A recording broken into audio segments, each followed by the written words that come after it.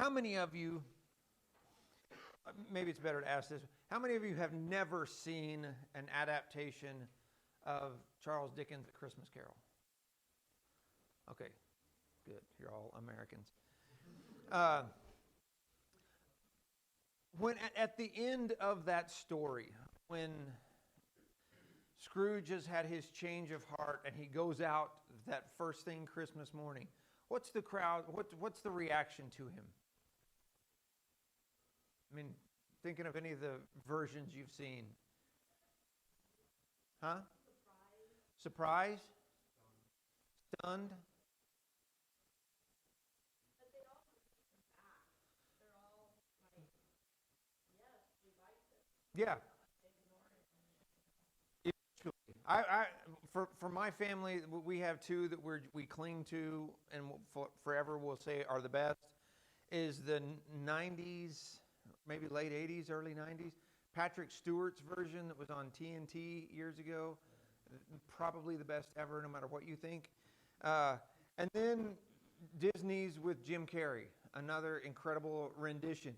And that's the one that I think of with Jim Carrey, the animated version of Jim Carrey or whatever. But when he has his change of heart and he comes out into town and he's trying to greet people and be all friendly and people are like, whoa, I know this guy. This is not how he is. People are taken aback because that's just so out of character for him. Eventually, yeah, people go, okay, this is okay. But that moment where people are just freaked out because this is so not how this guy is supposed to be. I want you to think about that gut reaction you have when that kind of stuff happens. And that's where we are with the dad and the listeners listening to Jesus' story as they're following along with this story and they're thinking about this father who has been embarrassed, who's been humiliated, who has been made a disgrace. And now the one who did all that shows back up. And what does the father do? He runs to him. He runs to him, he hugs him, he kisses him. And that in and of itself would be stunning. But where we look at this morning, it even gets a little bit more odd. Everyone listening to Jesus' story, to this parable, would have seen his actions based on thinking of the wealthy gentleman in their village or whatever. They would see this as completely out of character. They would see this as completely not what is supposed to happen. So it would be a little bit disturbing. And when I think of the Jim Carrey or really many of those Scrooge adaptations, it's a little bit funny. It's a little bit comical the way that people react to it. Nobody in Jesus' crowd would think this is funny. There would be nobody going, yeah, silly old man. I mean, there would be none of that. It would be a little bit shocking. It would be disturbing. It would be uncomfortable. And everybody in the crowd would see it as, this is not how this would happen. This is just absolutely not how this would really take place. They would see this as shameful. Now, let's look at chapter 15. Let's read verses 20 through 24. This is still the son is in the pig pen at this moment, but now, verse 20, so he got up and went to his father, but while his son was still a long way off, his father saw him and was filled with compassion. He ran, threw his arms around his neck, and kissed him. The son said to him, here's his plain speech, Father, I have sinned against heaven. And he's ready to say it. I've sinned against heaven and in your sight. I'm no longer worthy to be called your son. But the father told his servants, and that's another thing I think we miss sometimes. The son is making this big speech, and who's the father talking to? The servants. He's like, hey, we need to get this done. It's almost like, I don't need your speech at all. I don't need this. But thank you for your little speech, but here's what we need to do. He says to the servants, quick, bring out the best robe and put it on him. Put a ring on his finger and sandals on his feet. Then bring the fattened calf and slaughter it, and let's celebrate with a feast. Because this son of mine was dead and is alive again. He was lost and is found. When he says to the servants, again, I don't know, maybe I would have seen this as comical, because I do when I think about it. The son's making his big, I feel so terrible speech, and the dad is just going, he's, thank you, hugging him, giving him a kiss, but he's like, get the servants here. And when he says quick, I mean, he's using a word, it's a Greek word, taku, that means hurry, that means move rapidly. This isn't just a, hey guys, let's do it. He's telling to his servants, get this done. What does that tell you? Think about what we talked about last week, about how, I mean, in the story, in the world, the Jesus parable universe, think about how the village, I'm going to say, think about how the village people would be, but don't think about that. Think about how the people that live in this town would be reacting to the son. And the father tells the servants, hurry, be quick and do this. What does that tell you? Do it before they reach for their stone. Yeah, exactly. Do it. I'm letting these people know. He wants no delay in this. He wants everybody to know that forgiveness is over. The forgiveness has happened. The son is in. It's a done deal. Don't worry about this. There's nothing for you people to be upset about. This is an urgent thing for the Father. Now, I don't remember if we talked about this early on, and probably should have if I didn't. What does the word prodigal mean?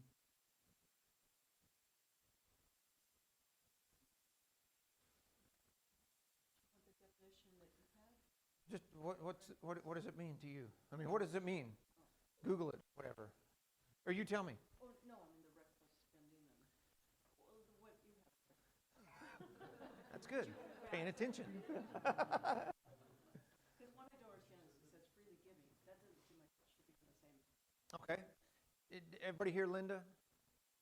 Good. Okay, good. Good, you didn't hear her. Anybody else? We'll get to that. What does prodigal mean?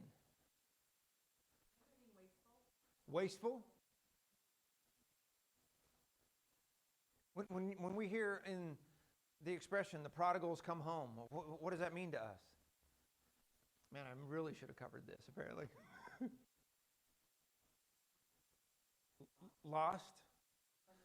Lost, unworthy, wasteful. Those are the definitions that we attach to it. But like Linda said, the literal definition of prodigal is spending or giving freely or recklessly. Now, the son was prodigal because he was spending recklessly. He went and lived crazily. That's all. I mean, that's part of that wild living, that excess.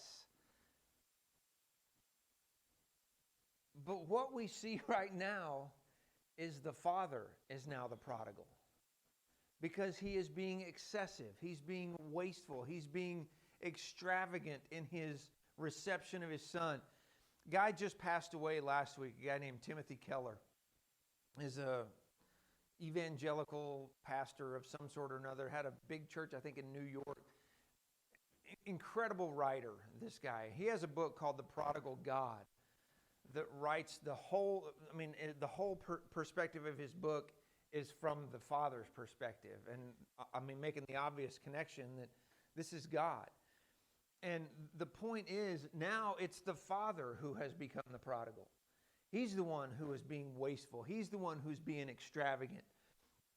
And he is by his excess, by the giving that he does for his son, he's taken away the son's shame. We kind of talked about that last week, that the Father runs in and says, he's okay. I'm okay with this. Now, again, Jesus' listeners would be like, Dad, you got to teach this kid a lesson. I mean, there's no just looking past this. You don't just pretend everything's okay. But the Father is making a public point to shower his son with honor. Now, keep that in mind as we think of this from the perspective of sin and repentance. Of the idea of coming to God, the idea that we hear so often from people that I have so much sin in my life, there's no way I can fix things with God. I have, I don't know anything about God. How can I come to God and expect to be treated? The prodigal's father is that perfect picture of who God is. Just saying, come, I mean, and it's God throughout the Old Testament. It's the God we've seen since the beginning of recorded history in Genesis 1. It's God who says, you come to me and I'm always here. You walk away, that's fine. You get to do that. But I'll always be here when you decide to come home. Now, when he gives him these gifts, what he's doing is in front of everyone, he is reinstating his son. And when he gives him these gifts, these are out of order. Anyway, we'll talk about them in this order then. The sandals. The sandals are a gift that says you're a son. This is not, to us it seems like, okay, he's barefoot, so he puts some shoes on him. In that day, hired servants, the mistheos, the guy that we were talking about a couple weeks ago, the day laborer, and usually most of the servants just in the house don't wear shoes. They're barefoot. I mean, a lot of people were barefoot, but it was a significance in the home. The master and the sons wore shoes. So immediately the father says, put shoes on his feet. He's saying he is totally son again. He's not some outsider. The barefoot part of his life, if you will, is over. So the sandals show that he's son again. Now he gives him this robe. The robe's an even higher honor than the sandals. What do you know about the gift of a robe? Biblically or from Bible days. That ring a bell anywhere?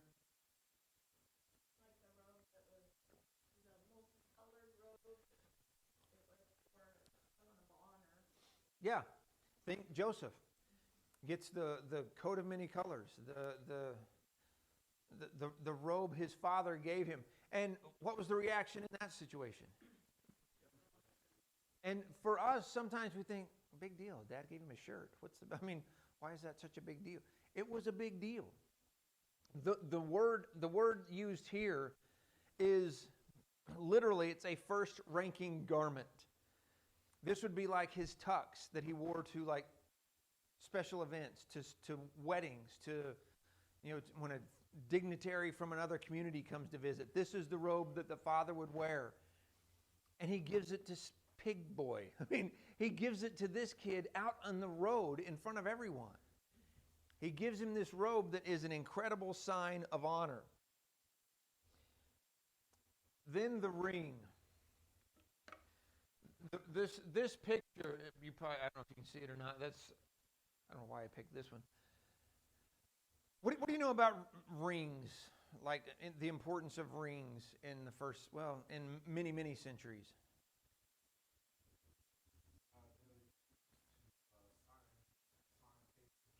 Yeah, it's a signet ring. It would have this indention or like the family crest, whatever that might be on it. So when he gives his son this ring, he's given him authority. He's saying, You're my son, not like a servant. I'm giving you my best robe. I'm giving you my wedding tux to say everything is cool with us. But to do this, and again, I say I hate to belabor the point, but I've done it already, so I can't apologize now. But you have to think of what the people in that crowd would think. When he tells, and think of this too. He tells the servants to bring it to him. He's out in public doing this. And when he hears the robe, they're like, that's weird. The sandals, that's pretty impressive. Then he gives him the signet ring. The crowd would have went, ooh, that's crazy. This is the son who, few verses earlier, we don't know how much time theoretically would have been passed, but almost literally spat in his father's face. And now his father gives him this signet ring. He's also the youngest son. Exactly. This would not have ever been his. In the culture, this would not have been his to even wear. So, keep that in mind.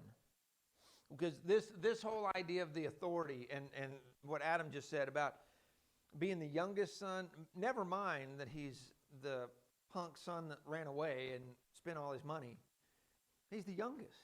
This isn't his ring.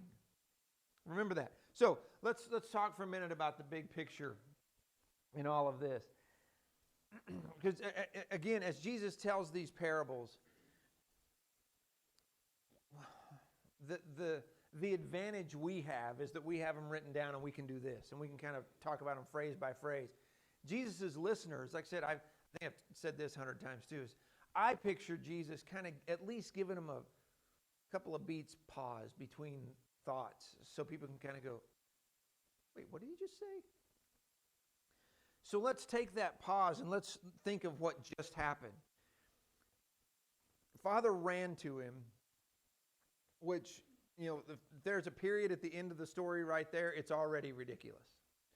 But then he hugs him, he kisses him, doesn't let him beg for forgiveness. And again, think of the Pharisees. I think I told you this. I did this material in 2014 or something like that at camp, and I had Pharisee faces all around, just taped up everywhere around the worship area, just to remind the campers that these are the people that are listening. In their eyes, this whole just forgive the kid that fast would have been ridiculous. Would have just made no sense at all.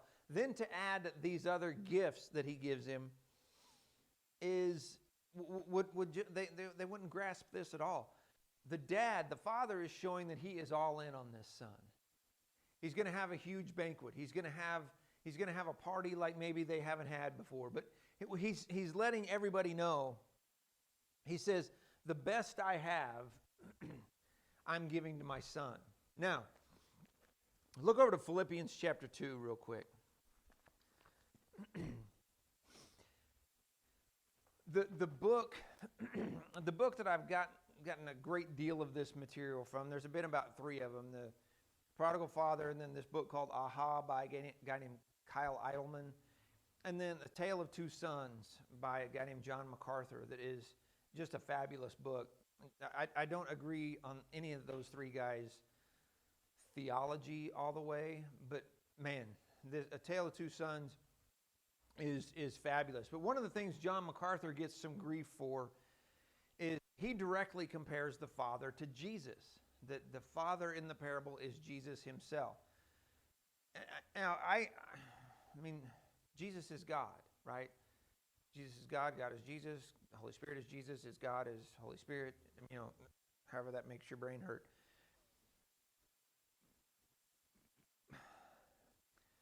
I don't know that I can quite get my head around Jesus telling a parable about with putting himself in that place. But I think if you could put the Father just as it's God, it's God's plan that also includes what Jesus does. That, I mean, like I said, they're the same. The Jesus on the earth is just God in the flesh, right? So let's think about that, if you have any idea what I just said. Look at Philippians chapter 2. Think about what the Father has been through. Like I said, you have to kind of do some conjecture and things, thinking about culturally how this would have felt. The Father's been embarrassed. He's been humiliated. He has been, and then to run to the Son and do everything he has. He is, in the people's eyes, he's just adding to his own embarrassment. Philippians chapter 2, verse 6. Verse 5 says, adopt the same attitude as that of Christ Jesus, who existing in the form of God, did not consider equality with God as something to be exploited. Instead, he emptied himself, assuming the form of a servant, taking on the likeness of humanity. And when he had come as a man, he humbled himself by becoming obedient to the point of death, even to death on a cross. Now, when we think about that comparison of when Jesus is telling this parable and he's making out to be God, and like I said, I kind of think of it as God's plan embodied maybe. think about the humiliation the Father faced. But then think about what Jesus knows is coming in his own life. And think about what Paul says here to the church in Philippi about Jesus humbles himself. That he takes this step down. The humiliation the Father faces is extravagant. I mean, the humiliation he faces is prodigal. And the crowd would get that. The crowd would be going, this is ridiculous. This kid is worthless and doesn't compare to what Jesus did. The humiliation, the disgrace that Jesus faced. You've heard sermons, you've done classes or whatever about crucifixion and what a terrible, terrible thing it was. Not everybody who was crucified died. I mean, there were some people who were hung up and were tied up on crosses and just left up there to be humiliated because it was the most humiliating thing you could do in that day. So when we think about the humiliation the Father faced, I think one of the subtle comparisons or maybe contrasts Jesus is making is, what happened to the Father was horrible. But he says, what I'm about to do for all of you people who don't even accept it, who don't even want to listen to what I'm saying right now, it doesn't compare to what I'm about to do for you all. When we think about the humiliation of the Father's disgraced, he's embarrassed. It doesn't touch what Jesus does. It doesn't even hold a candle to what as God, taking on flesh in and of itself is terrible. I mean, to leave heaven to come live here was bad enough. But then to live like Jesus lived, to experience what Jesus experienced, and then to go to the cross, the Father's humiliation paled in comparison to what Jesus did. But the point of this is that to remind us that God receives every one of us in the same condition as a prodigal. Now, what do I mean by that? Not physically the same, maybe not even as emotionally the same. Not every one of us is going to go through that moment of just saying, I'm walking away. I don't want anything to do with this anymore. In fact, I want to go live a life I want to live, and then have that moment and go, okay, I want to come back. I messed up. Not everybody's going to do that, but that doesn't really matter, does it? I mean, whenever we turn our backs on God, even the littlest bit, even once, even at any time, it's the same thing. It's sin. And sin is what separates us from God. Isaiah 64:6, Isaiah reminds us that even our good deeds are filthy rags compared to what God's done for us. Romans 4:5 talks about how dirty we are. In fact, that we're made clean, that we're made righteous by what Jesus did.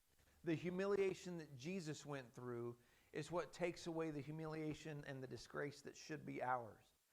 I think that's really part of the picture Jesus is trying to show here. And really that should show us the gratitude we ought to have. And sometimes I think there's the expression, absence makes the heart grow fonder. What's the one about being close? There another, like the axiom of that being too close to somebody, it causes, I can't remember what it is. But I think sometimes that, whatever that is I'm trying to say, I think that's us with the cross sometimes. I think that's us with what Jesus did. We hear it all the time. We talk about it a lot. I think sometimes we get used to the smell. You know what I'm saying? We get almost a little desensitized to the fact that God took on flesh and came and lived here and died on a cross for us. Yes, sir. Yeah, I was sitting here thinking,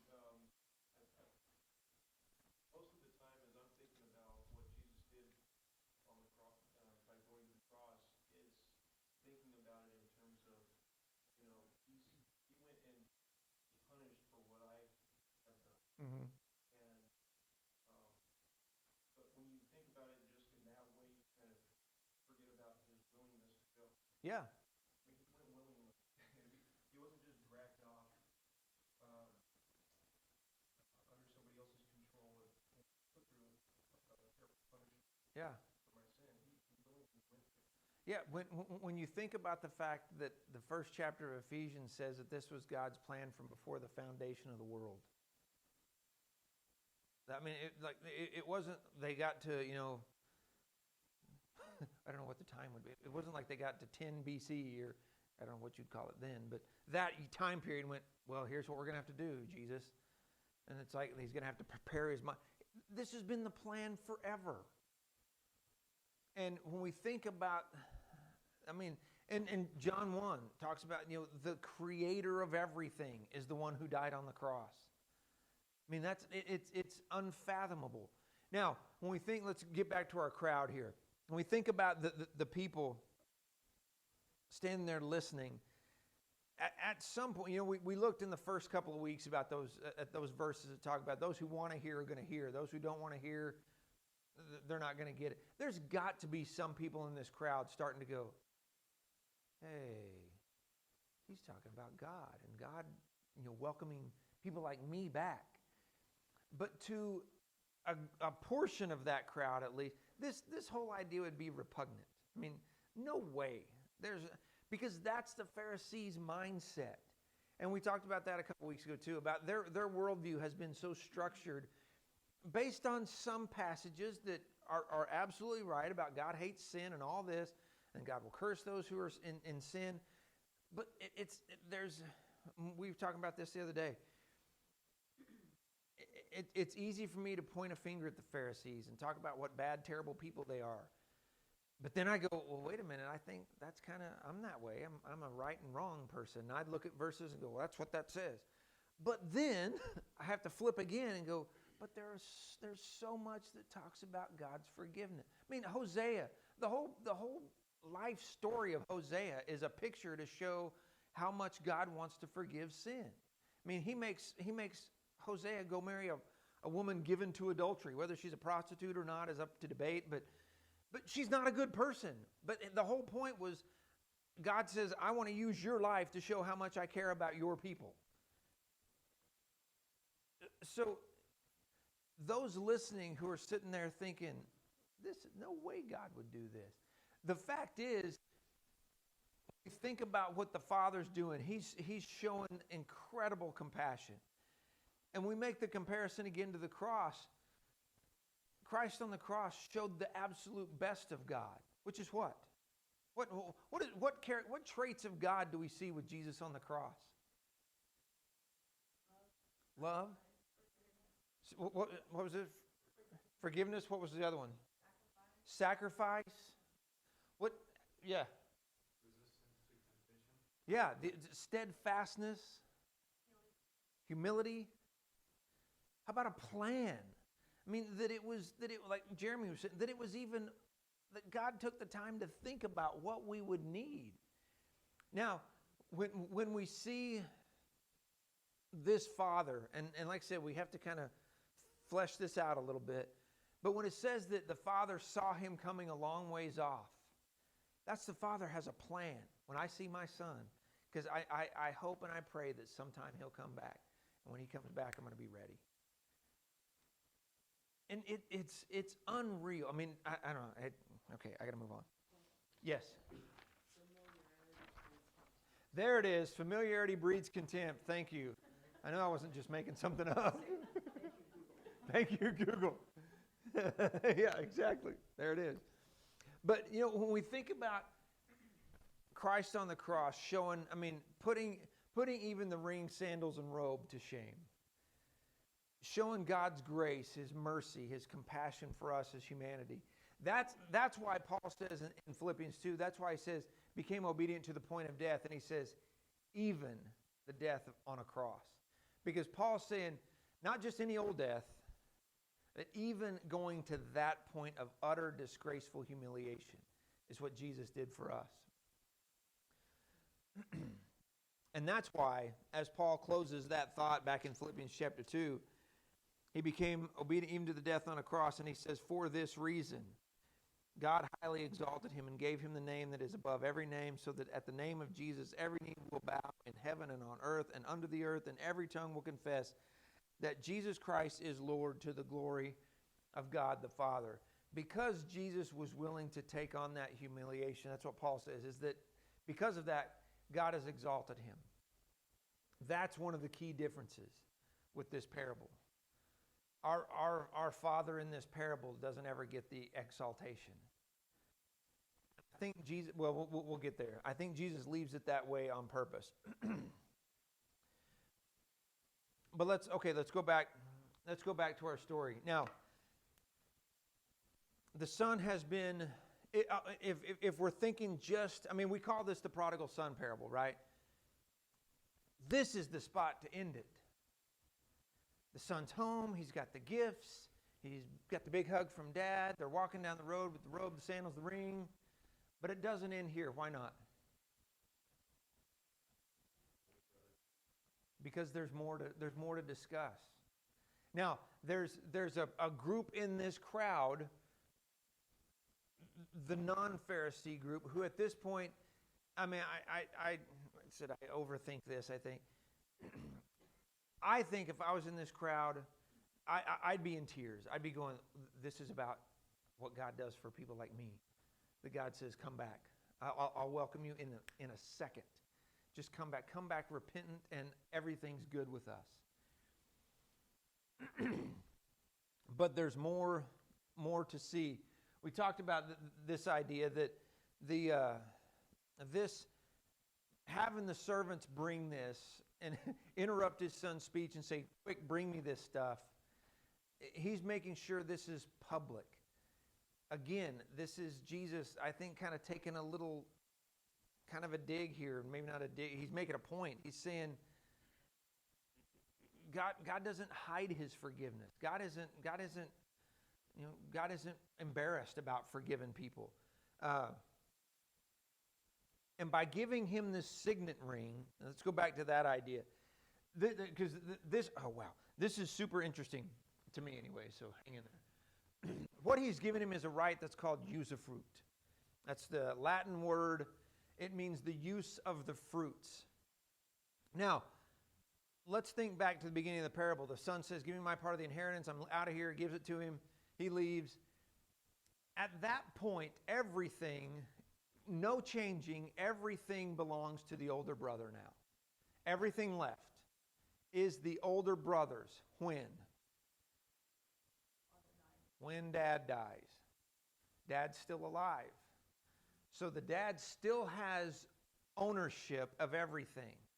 So the dad, everything is going to be the older son's. But the dad has the right to say, you, younger son with the signet ring now, you have the right to do whatever you want to with it while I'm still alive. Now, keep that in mind when we get in 2 weeks and we start beating up on the older brother. Because there's some things that happen to him that are a little bit interesting. The son is getting the same benefits as the one who stayed home. Let me get through here. That robe that the son has, that was going to be the older brother's robe. That was going to be his ring, but that was going to be his tux. That was going to be the robe that his father wore to his wedding, that then he would give to him as a sign of my son, my family, the older son, all this stuff. Now his little brother has it. The punk runaway kid. He has it now.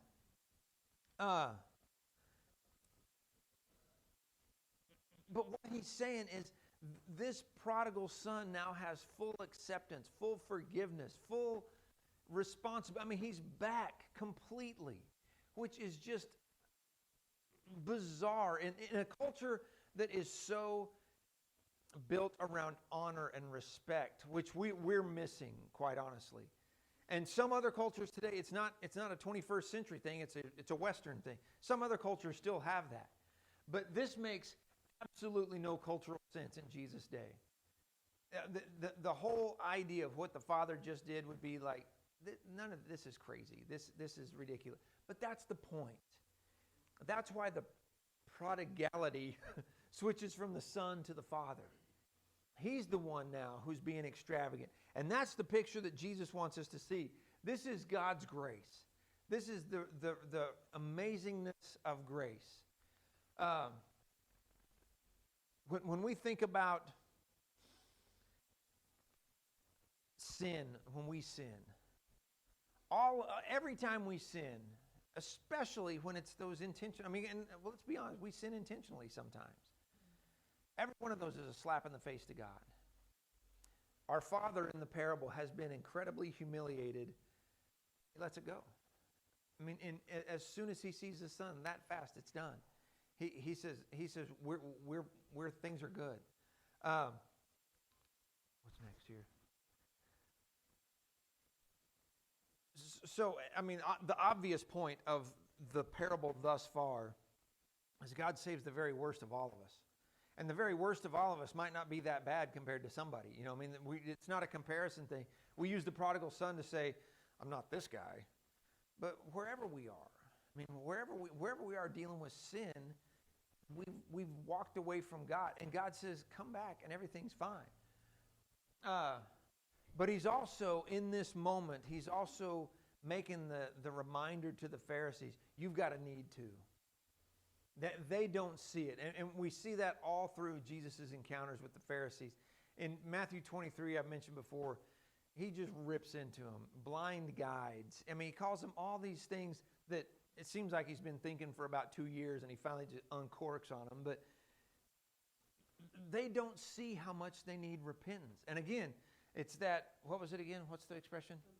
Familiarity breeds contempt. Sometimes familiarity breeds stupidity.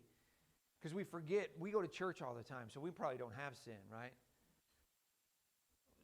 Familiarity sometimes can breed an arrogance. That we forget that we need this grace, this signet ring, this robe, those sandals, just as badly as anybody else. And hopefully in that crowd of people, there are people going, I'm not terrible. I'm kind of like that prodigal sometimes anyway.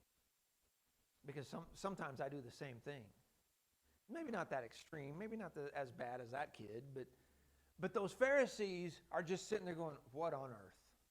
Why isn't this kid dead? Why isn't this kid? In fact, when we think about the reality of this, whether the fatted calf, what's the deal with the fatted calf? Do you know? I mean, we use that expression all the time. You know why that's important? Huh? That's amazing. Fatted calf means it's not exercised.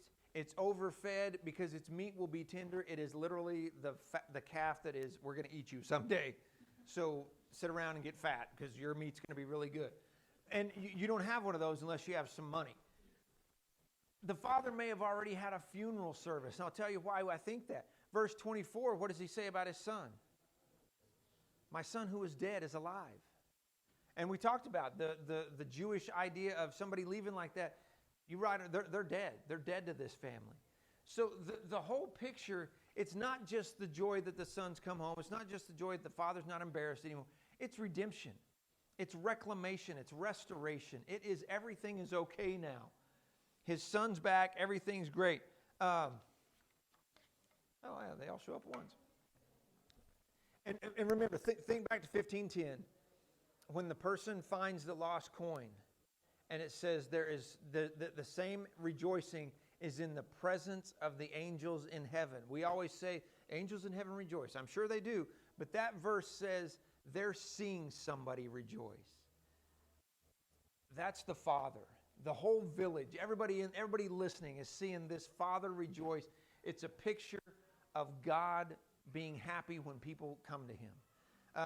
If you want to write down 2 Corinthians 5:20 and 21, that's where Paul says that we are like ambassadors pleading on Christ's behalf. This picture shows us Christ as an impatient forgiver. He's like, hurry, come on, I'll forgive you. Just come back. Just turn around, come down the road, I'm there. And we forget. Sometimes we think we got to earn our way back. That's not how it is. And that's the picture Jesus paints here. So next week, nothing for next week for class anyway. If you're here, just go in the auditorium. Like I said, if you can make it up, just come up and spend a day or whatever. Spend some time.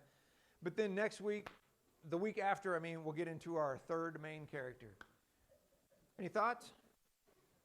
Okay, good.